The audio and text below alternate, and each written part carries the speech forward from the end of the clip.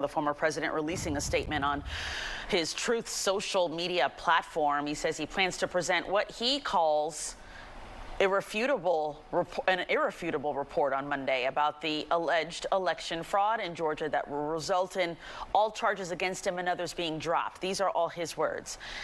Trump went on to say they never went after those that rigged the election. They only went after those that fought to find the riggers. Now, the former president's co-conspirators face a wide range of charges for their alleged involvement in the efforts to overturn the election. Prosecutors maintain that criminal activity stretched from Washington, D.C. to the state capitol. Fox 5's Deidre Dukes continues our live team coverage now from the Fulton County Courthouse with that angle. Deidre. And Christine, from Washington, D.C. to the state capitol and south to Coffee County, we learned by going over the indictment today that several of those defendants named in an indictment have close ties to Georgia, or prominent figures in the state's political and legal communities.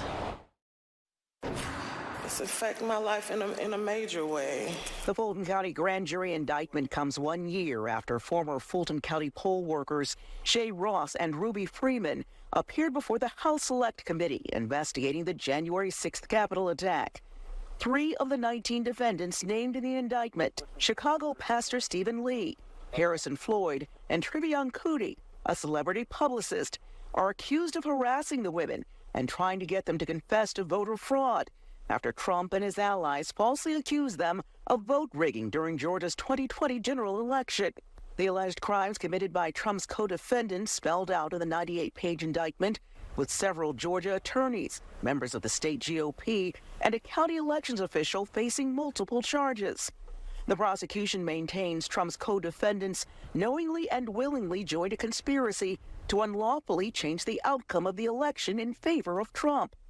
Their alleged crimes included lying about voter fraud in an effort to convince Georgia lawmakers and state elections officials to change the outcome of the presidential election and appoint their own pro-Trump electors.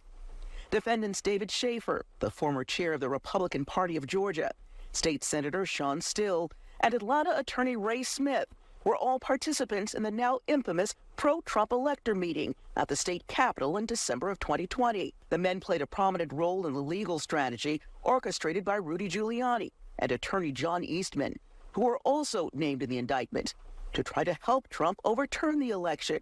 From the Gold Dome to Coffee County, where Trump beat President Joe Biden by a wide margin, the South Georgia county also figuring heavily in the indictment. 2 prominent figures, Kathy Latham, who served as chairwoman of the Coffee County Republican Party during the 2020 election, and former Coffee County election supervisor Misty Hampton, are charged along with former Trump attorney Sidney Powell and bail bondsman Scott Hall in connection with the illegal accessing of voting machines and ballots in January of 2021.